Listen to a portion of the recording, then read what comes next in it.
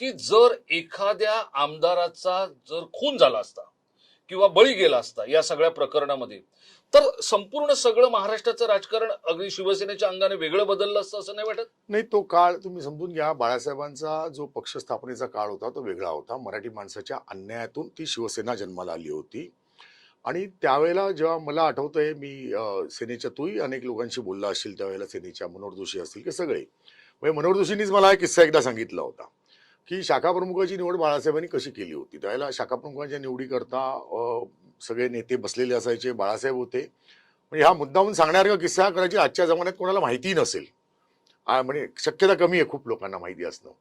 आणि मुलाखतीमध्ये कोण टाय घालून आलतं, कोण कोट घालून आलतं, कोण अगदी व्यवस्थित सगळं आले होते. आणि एक मला वाटतं मालाड कांदिवली साईडचा कोणतरी एक माणूस मस्तपैकी 2 बटणं चेन बीन असा व्यवस्थित आला होता. आणि त्याला बघितल्यानंतर बाकीच्यांचे आता लीलाधर डाके होते, मनोहर जोशी होते, सुधीर जोशी होते, नवलकर होते, सगळीच मंडळी महत्वाची होती त्यावेळेला. आणि बाळासाहेब प्रत्येकाला विचारत होते. आणि हा जेव्हा आला तेव्हा त्या बाळासाहेबांनी विचारलं, तू काय करतो, काय शिक्षण झालं वगैरे सगळं झालं सुरुवातीला.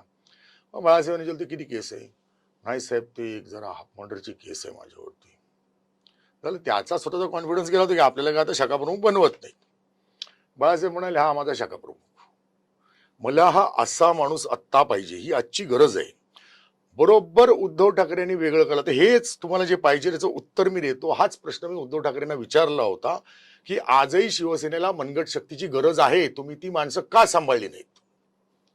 त्याच्यावर उद्धव ठाकरेंनी मला दिलेलं उत्तर मी तुम्हाला मुद्दामून सांगतो. हे इंटरेस्टिंग आहे. मला वाटतं मी याच्यापूर्वी कुठे बोललोय की नाही मलाही माहित नाही, कारण ते काढणारच लोक तुम्हाला भेटले नसतील. नाही तसं नाही. पण उद्धव ठाकरे त्याला असं म्हणाले की काळ बदलत गेला, शिवसेना वाढत गेली, शिवसेनेच्या सत्तेच्या स्तरापर्यंत आली, राज्यात सत्ता आली. आज मीही दगड देतो हातामध्ये. बाळासाहेबांनी दगड दिले होते, ते काहीतरी तोडफोड करायला दिले होते. मी जे आज दगड देतोय, दगड मीही देतोय, पण ते इमारत बांधायला देतोय. कारण आता तुमच्या हातात सत्ता आली, आता तुम्ही दगड कोणाला मारणार? तुम्हाला सत्ता वाढवायची आहे आणि त्याच्यासाठी तुम्हाला काही निर्मिती करावी लागेल, बांधकाम करावं लागेल, काहीतरी कन्स्ट्रक्टिव्ह काम करायला लागेल. ही उद्धव ठाकरेंची भूमिका होती. आणि ह्या भूमिकेतून शिवसेनेचे सगळे शाखा प्रमुख तशा प्रकारच्या रचनेमध्ये आले. तुम्ही बघा, शिवसेनेच्या शाखा प्रमुखांमध्ये आता टग्या टफ राडे करणारा तर कोणी राहिलेलाच नाही ना. अंगावर केसेस घेणारे लोक राहिलेले नाहीत. आंदोलन करायला आज ती मनसेकडे ताकद आहे. राज ठाकरेंनी ती ताकद ठेवली. राज ठाकरेंनी चांगले लोक ठेवले आणि ती मनगटशाहीची ताकदही ठेवली. सो राज ठाकरेंनी आता पाडव्याच्या मेळाव्यात भाषणात सांगितलं होतं की तुमचे जरी तिकडे आमदार असतील, नगरसेवक असतील, तरी रस्त्यावरची सत्ता माझी आहे. हे जे राज ठाकरे बोलू शकले ह्याचं कारण त्यांच्याकडे ती ताकद आहे आणि हे मान्यच करायला लागेल. ही अन्य पक्षांकडे, कोणत्याही पक्षाकडे जेवढी राजकडे आहे तेवढी नाहीये.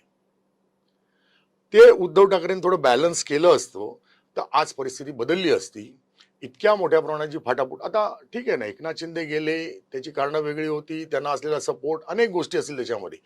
पण रोज तुमचे मुंबईतले नगरसेवक पळून नेत आहेत, 124 नगरसेवक पळून नेले, तोपर्यंत तुम्ही थंड बसून राहिले, मला कळलंच नाही. आणि जेव्हा इलेक्शनला तोंड फुटलं त्या दिवशी आता तुम्ही मैदानामध्ये उतरायचे, भाषणं घ्यायचे, मुंबई, ठाणे, पुणे, पूर्व उपनगर, पश्चिम उपनगर पिंजून काढायचंय, तेव्हा उद्धव ठाकरे शाखेत फिरत होते. हे सगळं इलॉजिकल आहे. म्हणजे हे कॉमन मॅनलाही न कळणार आहे.